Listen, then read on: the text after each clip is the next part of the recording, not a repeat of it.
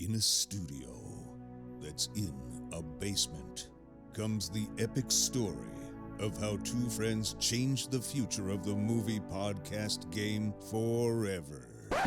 The reviews are in. Boys Life magazine gives the High Sci podcast 4.5 acorns.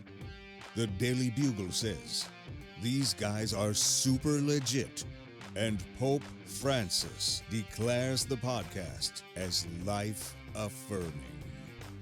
From the kid who tried to get smart with David Spade and got fucking old. You're still bad. And the guy who can name all four Baldwin brothers. Alec, William, Daniel, and the baby boy, Stephen. Live from the studio of his parents' basement. The Have You Seen It podcast. Welcome back to the Have You Seen It podcast. My name is Mason Knight, and sitting across from me is the one and only Cash Kraus. Yes, sir. It's been too long. Well, Too long. Actually, this is back-to-back days, brother, that we've been in the studio here. We are running doubles. We are running doubles. This week we are. It's been a bit of a catch-up week for us. Absolutely. So, but it's been nice. It has been. It's been nice. Oh, We've yeah. been able to talk a lot of movies. Movies, yeah. Quite a few reviews. That's what we do. Yeah. That's what we That do. is, Yeah, we're churning them out, and we've been on a little Mel Gibson run lately. We have. It has been a fun Gibson run. It is. And usually those words are mixed together, run and fun and Gibson, because you don't want to be in a car with him, but or be on the telephone with him.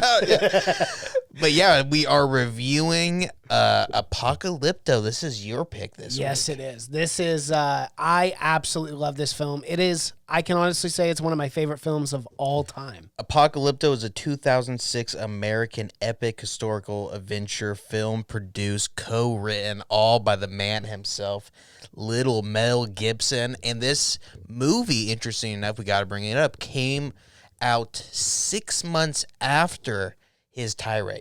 Yes. So the worst thing that could possibly happen to a movie is your director goes absolutely stupid.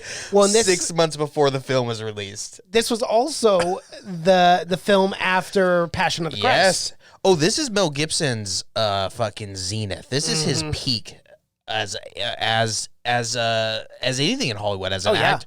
He was on top, especially with his films, man. He was turning out hits after hits, controversial hits.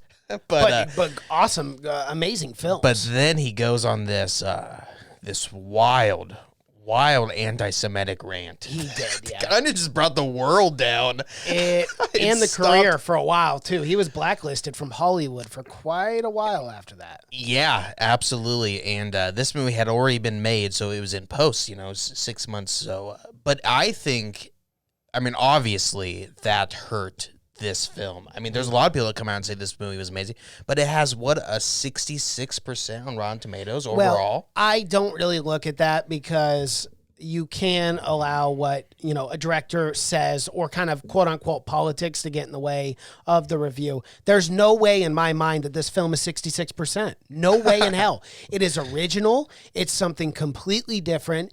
It is a fast-paced thrill ride from beginning to end. So during the time when it was released, that's why this movie did not get a great score. But this film, for me, deserves high praise because I absolutely love Apocalypto. Yeah, so do I. I think it was the best movie that to come out right around 2006. It's probably the best movie of that year. But and I see it. I see one way, and I see it two ways. Of course, you got to separate the art from the artist. Yeah. But this just happened so close to release that everyone still just had. Because if you go back and read the reviews, every review starts out with like them coming out and saying you wouldn't want him behind the wheel of a car, but behind a camera, this guy knows what he's doing. But Well, they always have to preference with that before they jump into their review, which is a tall tale sign. Well, especially when when it happened so close to the fucking. And no one could. I remember when that happened, man. No one could believe it. To blow up at the top of your fucking career and just go stupid. People thought he was insane, for good reason. Yeah. If you go back, I have listened to that. If you have not listened to it, it's crazy. It's something else. Yeah. It is fucking dark, man. That guy goes to some dark places. So, question for you, and this is more of a philosophical question. Do you ever think that someone doing that moment, an instant in their life, do you ever think forgiveness is okay and that we can move on if the person has done, has apologized and has come out? I mean, do you think? Well, I don't know if his ex is going to forgive him. Well, but you're saying as society, can we forgive him? Yes. Yeah, probably. Right. It's because it's something he said, and today, it's we're just happy he didn't fucking rape someone. I mean, we're just kidding. I mean, he said horrible things, and it was just so much crazier because he just came out with Passion of Christ, and then he goes on this crazy anti-Semitic rant. Yeah. And he had this movie before that kind of was judgmental of the Jewish people and stuff like that. It kind of made them at times look like the bad people as well in Passion of Christ. So that really hurt people. I think it was more than just the rant itself, but because with him directing a movie about Jesus and then going on that. But yeah, I think people have at this point all but pretty much forgiven. I mean, he just directed Hacksaw Ridge 2016. That was 4 years ago. That's 10 years after the event of what happened. So I'm sure people probably don't want to go and hang out with the guy. Well, right. But yeah, I think, and it's unfortunate that did happen because we probably would have had 5 more movies by now of Mel Gibson of this caliber. Oh, because he was so good, and Apocalypto was so good. It's really horrible for that to happen, but it's even more horrible for the people he was talking about and his ex that he was really directed the rant at. And by no means was Hacksaw Ridge my favorite Mel Gibson film. It wasn't. I'm not going to pretend like it was. It's my least favorite Mel Gibson film. But it wasn't a horrible film either. It's still Mel Gibson. Like it was still a good enough film where, like, I want to continue seeing Mel Gibson direct film because he. Yeah, I think he's a phenomenal. Well, I just think that break really that long break hurt him. He was on such a hot run, and then to come back, it was literally 10 years. Yeah, it was. To the day. And then to come back after such a long period of time and try to get back into it, and especially I think it was kind of thing where he was really like candid and really worried about offending anyone at that point. Mm-hmm. But yeah, I think I don't know. He needs to do another like kind of epic or something like that. Well, another history epic. Oh. Funny you say that. Like Braveheart. Funny you say that because pre-production right now, slated for 2021, The Passion of the Christ, Resurrection. They're making a sequel. I don't He's even doing Passion believe of the it. Christ, How could you do a second Resurrection. one? Yes, it's in pre-production right now. Passion of the Christ 2? Yep. So it'll probably be the Family Guy joke. That is story hilarious. That's tough for him to do. I don't know about that. I don't know about bouncing back into the Bible stories are the right move for him. Well, that's the move he's making. Jesus Christ, that's crazy. That is kind of crazy. Man, Ricky Gervais is going to have a lot more material. Have you heard fucking Ricky Gervais make fun of Mel Gibson? My God, that guy. That's one man who was not forgiven Mel Gibson. No, he never will either. I don't think because it's good material. Because it's always good material. But, yeah, I didn't know that. The Passion of the Christ 2? Yep, the Resurrection. Definitely not titled Passion of the Christ 2, but... Yeah, that's crazy. Yeah, it is. I wonder if he's going to get Jim Caviezel back to reprise. He got struck by lightning like 4 times. On the cross. They're probably not. He's probably like, I don't want... Yeah, he's like, I'm good. Like, I mean, what are the odds? I think there's a higher power working against me on that one. Yeah, God does not want me recasting this film. No, that's so weird. That's really weird. Are people going to go see that? I remember Passion of the Christ was weird when it came out. Passion of the Christ is good. It's pretty good. I remember seeing it as a kid and thinking, "Oh, geez, this is kind of boring." But I remember my parents like sitting me down and be like, "Okay, we're gonna watch this film," and we're like, "What?" And I'm like, "It's because it's extremely violent." And this is my parents who didn't let me play Grand Theft Auto or anything, but I can watch a man be tortured for 2 hours on screen. Well, I mean, nonstop torture, but listen, I can't play Grand Theft Auto. You need to know what Christ went through because he died for your sins, Cash. Well, that's why I was going to church. I didn't need the 2 hour experience. My God. But it does put things in perspective.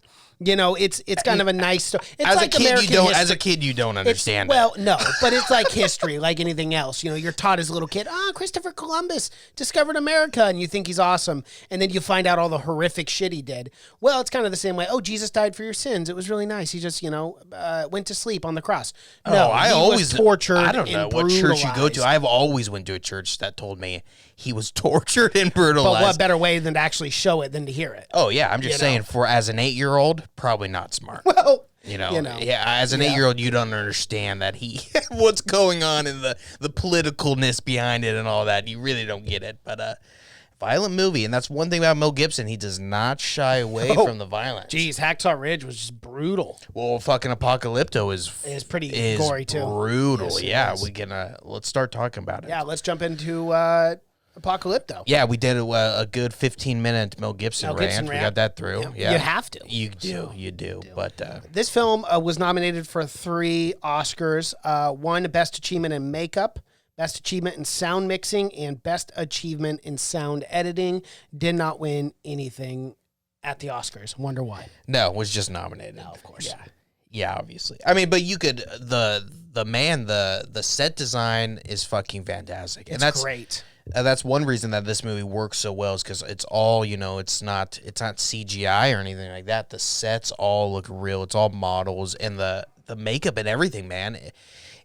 Watching this, this is what it's always made me feel, but it's shot in a way where it makes you feel like you're watching like a National Geographic documentary. Like Tribesmen. Yeah. You know what I'm talking about? Like on tribes that have never seen like a camera or anything like that, and they go in and they watch. It's shot in that way where it feels so real, like you're actually there. One scene in particular, which is a pretty iconic scene in Apocalypto, the little girl who kind of prophetically tells them about the jaguar. She explains she lays out the whole story. It's a nice little storytelling element where someone explains the entire thing. Yeah. That little girl was literally just lived in a hut. Like they had picked her up, never acted before, never been in front of a camera. Stole her from her family. Well, and also not only stole her from her family. You're going to Hollywood and you're going to be a god. And now she stole the show. And now she is Ariana Grande. That was that girl. That is how Disney gets their stars. They go to these remote huts. villages. Her. You show any kind of sign of talent, they snatch you up, and now you're raised to be Disney. But yeah, and that's something that I don't always care for, or I don't always care about. Like if something is like, if they show like a foreign place and the actors will just have accents or something, and it will still be in English or something. But I think it adds so much more that they're all speaking like Mayan, what we believe to be the ancient Mayan, and like what Mel Gibson did. That's always something I enjoy, and it's a big risk, especially for him. But he's a risk taker. He is a risk taker. Say what you will about Gibson. You gotta have something wrong in your head to be that big of a risk taker. But yeah, he was always willing to do that, and it really, I think it just adds to the film, especially this. I don't mind unquestionably. it. I don't mind it all. I mean, not every film that's set in a place has to be set in the fucking. But in the language. This one, it grabs you. It makes you more immersed into the world because it's a story about not just this person, but about the Mayan civilization. So I think it's important for it to be like that, for them to speak the actual language. And again, it makes you feel like you're watching not just a movie, but almost a documentary of the end of the longest running civilization of all time. Fucking the Mayans went for more than 3,000 years. And they were great at building calendars. They were. They just ran out in 2012. It did. It messed with a lot of people. If only they knew, man, they would have had a great fucking laugh. Like, they would have been laughing hardcore. People up. Yeah. Oh, man. I'll never forget that, too. That whole 2012, everyone was panicking. I remember playing wiffle ball that day. And we're like, the end of the world's supposed to end today. Oh, it was that day? Yeah. It was that day, Yeah, I can't remember what day it was, yeah. I actually went to Mexico on my senior trip, 2012. And I went to like a place like it was like a Mayan like relics or whatever like that, and they were all like playing it up, like they were definitely like selling it. Like they were giving out certificates. They're giving out certificates that if the day did end, then they would give you $1 million. You just have to come back to reclaim it. That's like, funny. I'm gonna get a plane ride when the fucking world. But yeah, so they were really playing it. But yeah, the Mayans, would they expect them to run a calendar forever? I guess so. A lot of people did. They're like, yeah, the Mayans know something we don't. That's like that alien life calendar. force or something. It'd be a huge calendar that just went on forever. It's just impressive enough that they went all the way to 2012. Yeah. My God. That's insane. Yeah. Like the focus and willpower to just keep going all those thousands of years almost in the future. 600 years after the civilization. Yeah. Ended. Well, that's how you know that guy was a great fucking calendar maker. Yeah. Where he's like, we're not even paying him anymore. It's not even like he's not even doing the years that he's so many years in the future now, and we can't stop the guy. Kind of reminds me of like Manji the Mountain Man, who just said, "The hell with the mountain, I'm tearing that bad boy down." But I think when they go to the Mayan city, it's so awesome. It feels so real, and you can tell it's a city at the end of its reign. Right. Because the outskirts are completely wiped out. They have deforested everything. They're tearing down everything for a line, which is a horrible, horrible substance used to make buildings. And that's why all the workers were covered in white and coughing up blood because they were doing this to build these buildings. And and that's really how it happened. It took so much forest to build those buildings, but they were running at such a, they were burning so much material they couldn't sustain themselves. And that's what a lot of historians say that's what ruined them, is they just were tearing down forest to build these buildings. Eventually they just died out. And something else too, they were sacrificing anywhere between 20 to 80,000 people a year. Pile of bodies. It's wild. You're going to run out of people. You are. Eventually you're going to conquer everyone around you. Yes. And you're not going to have any more sacrifices. Yeah, and they were so smart that they could predict solar eclipses. Yep. So they would wait for the solar eclipse to come around and use it to control the people and make it so it'd be this big religion thing. Yes. But they were so advanced that they knew when they were coming, so they could always play it up.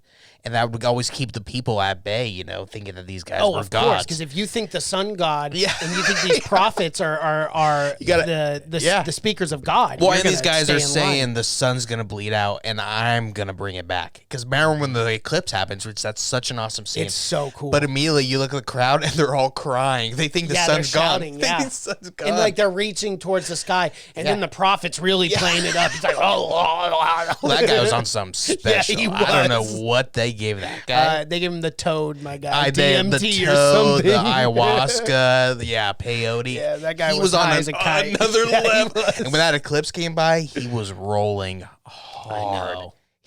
He loved it, man. He might have been the only one that didn't know what was going on. He was really just like, this is a wild trip. This is crazy. But that whole scene, man, when they get to the city, it's so awesome. And you do not want to be painted blue. No. Stay away from that color. Yeah, you don't want to just roll out one day, I'm going to try blue today. Yeah, of course. I'm going to dye my hair blue. Then you get in the wrong line, and next thing you know, a guy is sticking his hand in your chest. To pull out your heart. Up in there. And, I mean, you're still alive at that point. Oh, that was such an awesome scene when it's from the guy's perspective, and he's looking up at the guy and he's holding his heart. When he sees that little chubby boy and the fat before they boy kill him, who was like the prince or whatever. So, but again, it adds to that kind of parallel of like that upper class, and it's so far upper class to where these people on the bottom are that it's a fragile society. Yes, and that was something that they did well because they brought all the people in blue, painted in blue. They brought them through the town, and you could see the super poor and then the super rich and elite. Oh yeah, well at first they go to the lime fields or whatever, and it's just and that one guy's got like cancer or something. Yeah, it's weird. Well, the first outskirts is the little girl, the diseased girl, who tells them, and then they go and it's. At the start, when they first get raided, and then it becomes kind of like a road trip film when they're going. Not the funnest road trip. No, well, if you're on one side, it's fun. But if you're the guy attached to the pole with the other 9 guys, not fun. You gotta hope everyone just doesn't give out, because one guy gives out, the entire fucking pole's gone. It sucks. I don't know the character's name, but the Jaguar Paw is the lead. The guy that we follow through the story, the hero in the story. Yeah. But the guy who always calls him Almost. Oh, yeah. Dude was like the evilest, sadistic man I've ever seen in my life. He was like second in command because Zero Wolf was the main bad guy. Yeah. And that guy, he got his in the end. He did. God, he got a pretty bad death. But man, he really, he did. But the fountain of blood. And it's I gotta hand it to him because it's so violent that you would almost feel like it would get numb at times. Because that's what happens when films are overly violent, especially right at the start. You get numb, and violent deaths at the end don't feel as important as violent deaths at the start. But this film, I don't know, it stays violent the entire time, but each death is like more and more like, oh my God. Yeah. That's horrifying. One thing, man, I really appreciate about Mel Gibson and what he did with this film is anywhere he could, he stayed away from CGI. It was all practical effects. It wasn't a bunch of CGI blood or giant CGI imagery, like when they go to the Mayan temples. It was none of that. It all looked great. And as you brought up before, like even with building the models instead of just using CGI or some shit green screen. And it really paid off in this movie. Yeah, well, if you're going to do it where the people are going to be speaking the ancient dialect and you're going to go that far, it would be so shitty to phone it in at that point. And when you're doing all that to make it that realistic and then put CGI buildings and just completely get rid of the realism. Yeah. And it wouldn't make it feel like you're watching that documentary anymore. It'd make you feel like you're watching a movie. Yep. And one scene in particular, which is wild, I was like, when I watched it for the first time, I'm like, how did they do that? Because that Jaguar, the Black Panther, yes, or it was a Jaguar. It was a Jaguar. A Jaguar. Because his name is Jaguar. Yeah, Jaguar, of course, yeah. But the Jaguar that was chasing. But Jaguar and Panthers are all the same thing. They are. They're all cats. Well, they're all actually the same thing. They're just in one name. Jaguar, Panther, and Cougar are all the same species. Oh. Yeah. Fascinating. But yeah, Jaguars, because Jaguars can have black coats and, leopard or spot or whatever, too. Oh, okay. Yeah, but there you go. That chase scene, I was like, that looks real. That looks like that Jaguar is actually chasing Jaguar Paw. And I guess Mel Gibson said that the Panther, or I keep calling it a Panther, the Jaguar was actually chasing him, but the Jaguar was on a tether. Yeah, which is crazy. Which is wild. Yeah, because you're hoping that your actor can run fast enough. Can run faster than that tether is long. So it's like it's a risk, but again, still risk. Yeah. One thing we know about Mel Gibson, he's a risk he's taker. batshit crazy. So it's not like no one's second guessing this. No, of course not. And he's not the one risking his ass either. So he's like, yeah, I'll roll the dice on this one. Like, why not? Yeah. While Rudy Youngblood, who plays Jaguar Paw, is like, I don't know, Mel. It's like, I got a lot riding on this. Yeah.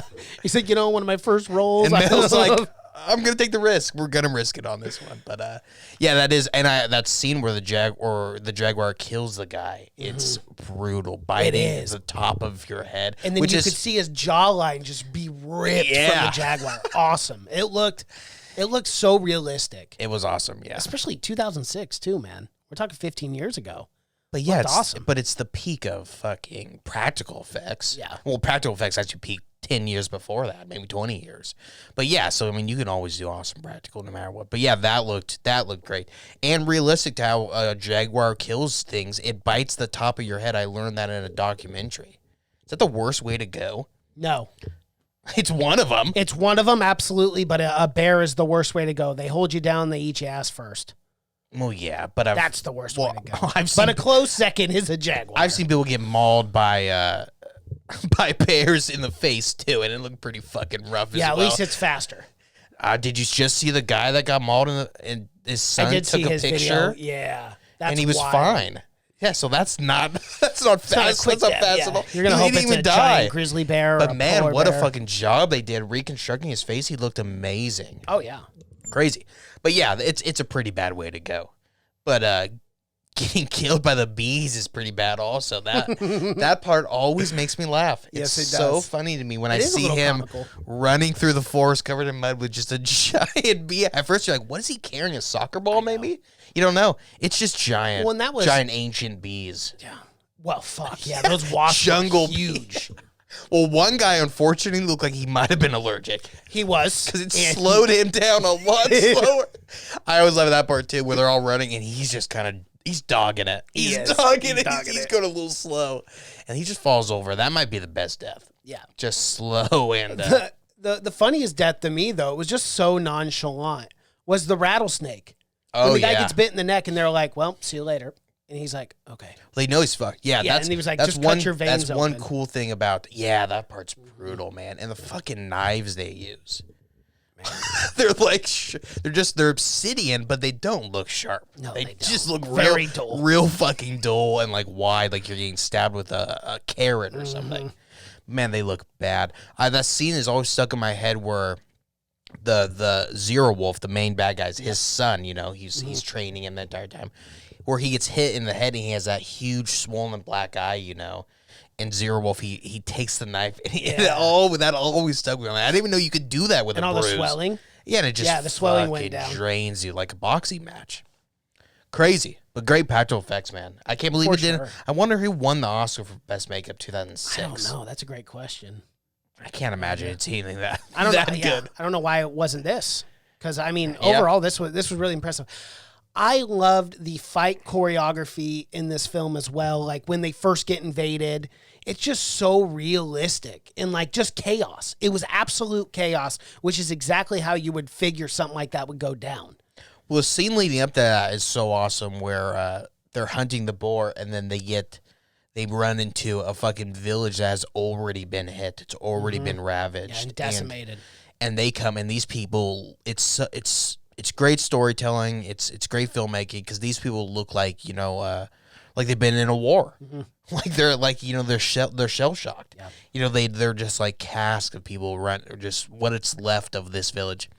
And dumb enough, Jaguar Parr wants to ask, you know, what happened? What are you running from? Yeah. And the dad forced him, and it's that dad and son relationship. It's that's a great part of the movie too. But the whole thing of him not spreading fear to the village or whatever, but could have saved their asses. Probably. And then the last thing he said to his son, because dude, when he said father, I was like, you idiot. Yeah. You idiot. Why would you call him your father? And then old, what's his name? The guy that's just got a couple screw evil looses. man. I don't know how he's made it this far high up into the ranks, but man, this guy is nuts. Yeah, he kills him. He kills him just because it's his dad. And the last thing his dad says to him is, do not be afraid.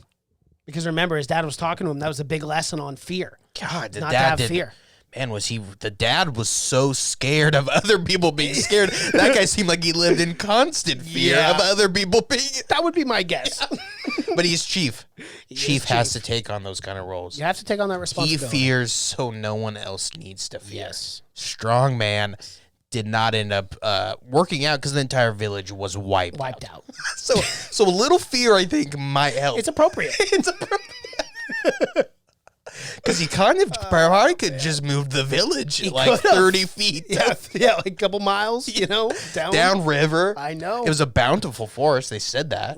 So, I mean, because you got to think the Mayans are running out of villages at that point. To take. Oh, yeah, when you're sacrificing 20 to 80,000 people a year. It's a high rate, exactly. And you're not giving them enough time to breathe. Yes. Again, it was running on, that society at that point was running on fumes. Yeah. They couldn't sustain the sacrifice numbers. Oh, yeah, it's almost impossible. And when you're sacrificing that many people, the village is expecting it now. It's like we had 20 sacrifices last week, and now you're doing, 15? Not acceptable. You always got to one-up it. Of course. Because it's like, the village then, a sacrifice is like watching the news or like a football game or something. The entire fucking city gathers. Oh, yeah, they were cheering. They're loved barbecuing. There's vendors passing out drinks and shit. Couple tailgaters. There's guys at the bottom catching heads like you would catch a fly ball. It's a cool atmosphere. I got a souvenir. Yeah, it's a cool atmosphere for sure. Yeah, if you are, not the person getting your head as long as you're on the outside. And heart ripped out. Yeah, it's a tough way to go. And then heart right onto the barbecue. You're dying. You're smelling the cooking flesh. It's a lot of senses you're getting right before you go. The protein. Yeah. It's important. If you're me, I'm launching myself off those stairs. I'm not getting the chance. I know. That I swear to you, that's literally what I said. Because you got to bank on an eclipse happening. Which what are the odds of that? Well, one in every couple years. I'm assuming. Yeah, barring one in a trillion to be a slave at the time of that. So it's very unlikely. But it is. Yeah, I'm going to take my chances being paraplegic at the very bottom. Because at the bottom, some guy will just stomp you out. He will just end you quick. And there was only like two guards next to all those guys in blue. I would just be like, hey guys, let's just all jump. Yeah, you guys want to jump? Jump, yeah. It seems a little bit better than getting our hearts ripped out. It's going to be a rough ride. It will be. It's going to hurt. Because those steps are damn near 90 degree. They're not made for people to walk up. It's not smart, but it's going to be a rough one on the way down. It was. But I like that. Another really famous scene is the Great Escape scene. You know, after the That eclipse, is my favorite one. and they're like, "Oh, we don't need these fucking slaves anymore. So now we get to go play we get to again." have a little fun." Yeah. And And fun this they is do have. much more entertaining than watching just some guy pull someone's heart out. Yeah. all goddamn That's what I day. was You're watching this. thinking. Why is there not a crowd around this? This is you can gamble on it. You can bet. You know who's gonna win every time when some guy's ripping the heart There's out. even over-unders Yep. on 50 feet. How far the guys is he gonna touch the cornfield? Hit by bow, hit by rock, gamble on all that. Or is the crusher at the end going to get him? Yes, Yeah, there's a lot of bets. do a parlay. He Parlay. gets 50 feet, hits it by arrow. Yes. Crusher. That's Exactly. a three-way parlay. You're making money. Everyone's having fun. You stimulate the economy. I don't know. Yeah, you're running for another 50 years, Mike. You keep that going. Yeah. Now you got a little tourism. You do. Anyways, Well, yeah, I was I not thought thinking ahead there. it's much more entertaining. Much more entertaining. But that is a great scene, too. Mm-hmm. And the great camera work also when they're running. I don't know how they fucking did that. It must have been a guy running with them as they're running, or With a steady dolly cam or something. But it's crazy because the guy's weaving, and the camera guy, he's right in front of him. Mm-hmm. So it's nuts. But yeah, zig and zeg is the key in that. Like, fucking You would think. Watch one guy, okay, problem solve that. That guy ran in a straight line, and I'm going to try. It took Jaguar Paw and maybe 2,000 slaves to figure out The zigzag. the zigzag. Yeah. It's It's the best way to go. the only way to It do it. does take you a little longer to get to your final destination, but It's much much better harder. odds. Much harder for the guy Throwing a things. javelin 300 yards. Yeah, it took a while for them to figure that out, but And he ends up killing his son. Zero's I know. son. And a well-shot scene, too, where it's like from the back, they don't know what's don't happening know, until because he stumbles, and it's a long ways. Like, these guys are fucking athletes. They are throwing rocks, heavy That boulders. far? And that I think accurate? it's 300 yards. Yeah, oh, for sure. Because that guy throws the javelin, and it's in the air for 30 seconds. Mm-hmm. He runs another 80 feet before he gets hit. The timing.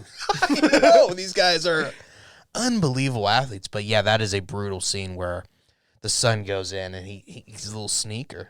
Well, up the sleeve, It arrow is. action. Yeah. He had to take it from his best friend, though, unfortunately. Yeah, well, his friend didn't make it, but Because he ran in a straight line. But man, your heart went out to the friend because that was such a brutal scene too. Because his wife gets taken away, and you know she's just unfortunately getting raped by many, many men, and there's nothing you can do, and you could just feel that. And that guy was trying to get the kid earlier on. Remember, they tricked him with the poison on the balls, which is funny. Which is fun. There's always the village idiot. Yeah, and You he got close to the end though too.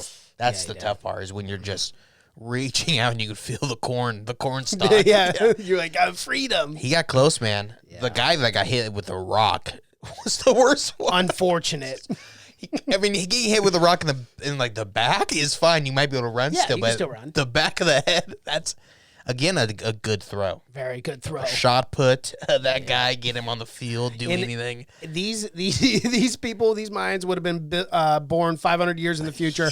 All Olympic they would have been gold Olympic medalists. athletes, yeah, yeah, for sure. gold medalists, no doubt about it. They yeah, absolutely. But yeah, that's a great scene. It's is. one of my favorite scenes. And then when Jaguar Paw actually does escape, runs through the cornfield, one scene that always stuck with me, especially as a kid watching this, was the sea of dead bodies. Oh yeah. Some of them decaying, some of them fresh. Yeah. And it gave, but those are the Just little a waste details of too. fucking- You know, Yeah, just of all the different types of dead bodies and corpses that Yeah. are rotting, and some of them fresh. It just looked really good. and then he's got to run. They got to jump off the fucking waterfall, which is insane. And he jumps off, and he's like, "Yeah, fuck yeah!" He's like, I "You guys, made you it." suckers!" He's like, he's just laughing at him. And then the guy's like, "Oh, we're going over." Well, geez, I mean, and Zero then one guy's like, "Yeah, maybe we can climb down. I think I got some vines over there." Yeah. stabs him. Enough of that talk. Yeah, we're going over. We're not climbing down vine style. You fucking idiot. Yeah. Well, crazy story. But that on guy was a this. good tester. Oh, yeah. Stab him, throw Stab that guy him, down. throw- Hey, he didn't hit any rocks. No, he didn't. That's all good. Yeah, I know the story about the cow. The cow, yeah. Crazy. He was grazing, and the cow fell over that giant waterfall, and all the cast and crew thought for Just sure insane the cow... to be there when that happens. Oh, I know. Like the entire crew's watching this, This and you're cow right falls about 75 feet. and you're right about to fucking act in and do Mm-hmm. it. And you see this cow just what the story goes, the cow is just crossing across the river. Yep. And it just gets swept, and they see Swept this in. cow ping pong off rocks, and everyone was like throwing up and be like, that cow. Like that cow was dead. And then some guy swims out to the cow, and the cow just comes up, and he's fucking fine. It's fine. He started eating grass like nothing happened. Probably, it's probably the craziest story that cow can Probably go back blacked to out. tell his family. Yeah. Like, you guys aren't gonna fucking believe it, but I went on a ride. Yeah, that's insane. It is wild. Too bad a camera didn't catch it. I know. Like, Mel, get roll. I wish there As were soon like as I better see a cell cow on phones the back ridge, then. I'm going roll on that. Something crazy's about to happen. Oh, but, gosh. yeah, that cow tested it out for him. Well, if the cow's fine, fucking Rudy Youngblood, get your ass up there. You can jump in if that cow survived. And he did.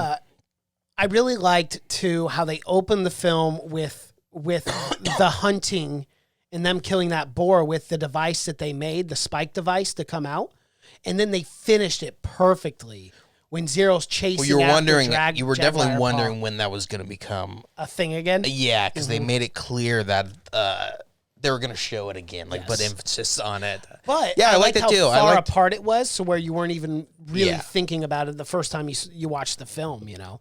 And man, that was Yeah, pretty well, cool. I like that it wasn't like it didn't have to be some like hand to hand fight or whatever. It was just a fucking. He finally got because you know in the forest was his upper hand. You know these are fucking these are city guys, and he talked about it constantly. I hunt this father. forest. My father hunt this forest. His so when father. it got to there, they finally had the upper hand because the Mayans were, I mean. They're both Mayans, but one Mayan is obviously much more advanced than the other one. And they were using tools the entire time to take advantage of these civilizations that didn't have anything, you know? So finally, it was nice when Jaguar Paw got one up with a tool that he had and that they weren't always on the brand. Because he was going to stab him with the crafty knife that he fucking had. And so, so the fight still wasn't going to be fair. No. Even after he shot him with an arrow, he got shot like 3 times towards the end. He did. He definitely And did. even then, the guy still wasn't going to have a fair fight. He was still going to go out with the knife. So I'm Well, glad Zero he was got a bitch. fucking impaled. Yeah. And small little detail that I loved when they show Zero back after he's completely penetrated and it goes all the way through him. The little details. If you look at those spikes, you can see flesh, like just like actual flesh coming through the. Well, part. he was a tough bastard because he was still going, remember? He was trying to stab him. Jeez, bro, just give it up. Run into my knife. Give it a rest. Tough guys, though, those fucking Mayans. I'll tell you what, they did not give up until you had to really make sure they were down. Especially the one crazy guy with the fountain spraying after his head. He was still going. Yes, he was. He had a chunk of his brain gone. Wild. Hard workers. Yeah, you can't that's- find that anymore. Determination. That's And the they were word I all, like to use. and for like that. they had no skin in the game. No. The only reason they were hunting this guy is because it was the main guy's son. Yes. So they had nothing to gain. Nothing at all. Oh my! I would have just left. I would have went home. But that's an awesome part at the very end when you see the Spaniards, and it's still the 2 guys chasing him. But it's like once you see this, it's essentially would be us seeing UFOs. You know, you're the top civilization for 3,000 years. You're thinking, oh, this is the peak of man, and then you see these giant fucking ships and these man in metal armor, and the 2 guys hunting him. It doesn't matter anymore. Nope. You know, them hunting him doesn't matter anymore because it's like fucking seeing UFOs. You know, you can't fathom it. But Jaguar Park kind of gets it. He's like, I got a bad feeling about this. Like, You know what? I don't know. trust these shady white people. I don't like you guys, but I got a real bad feeling about these fucking guys. And good call, because that is the apocalypse to them. Yeah. That's the end of the world. Of course. These- Because at the time they had weapons too. Because this was 1502, so they had muskets and shit. Yeah, they had fucking guns. Yeah, for a while they had cannons. They had cannons as well. Yes. They had essentially nukes. I mean, it was guns compared to sticks and stones. I mean, the Spaniards ran through the fucking Mayans and every other civilization that was there but it's such a crazy contrast, where it's like you think you're the top civilization. You think they're developing math and sciences, and they think, oh my God, this is the top. And then this civilization comes has technology that you can never even fathom. Nope. Well, exactly what happened to those fucking expression. UFOs. Yeah. There's always a bigger dog out there. Oh. Never think you're top dog because it's going to bite you in the ass. Qui-Gon Jinn, there's always a bigger fish. There's always a bigger fish. Absolutely, man. And it's just crazy. Yeah. Crazy that could happen to us one day. Those fucking. It could. The aliens come down. Space alien Spaniards come down. They're dressed the same. They're just like green skin. You're like, what the fuck? As soon as we see them, we're like, we know how this fucking plays out. These guys are never happy. But yeah, I love that. I love that ending. It works so perfect. It just makes the whole thing, like him being hunted and everything so small compared to what is about to happen to that fucking, change the world. Yep. The Spaniards. Yeah, well, that's all I got. That's all I have, too. Great ending to a great movie, to a phenomenal movie. Yeah, I completely agree with what you just said. One of my favorite films of all time, and I really genuinely mean that. I haven't said that very much in this podcast, but I love Apocalypto. It has so much rewatchability for me. Yeah. So, yeah. Great acting, too. We barely even talked about the acting because there's so much action, but there's a lot of talent, great acting. Yeah, and a lot of people that are in a lot of things still today. The guy who plays... Zero Wolf is in a ton of stuff. He was in Sicario, and he's all. I've seen him in a million things. He's got a crazy name too, Raul Trujillo, but his middle name is Maximiano. Maximiano. Yeah, it's an awesome name. But yeah, he was in Sicario, Bloodfather, Riddick, Cowboys and Aliens.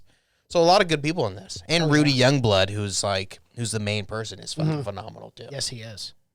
Alrighty, well, that is our review for Apocalypto. If you guys like what you've seen here and you're watching on YouTube, be sure to like this video, comment below, subscribe to the channel, and hit the bell notification as we drop videos here every single day on our channel. If you're listening in audio format, Spotify, iTunes, SoundCloud, Google Play, and Stitcher. Social media pages, Twitter, Seen It Podcast.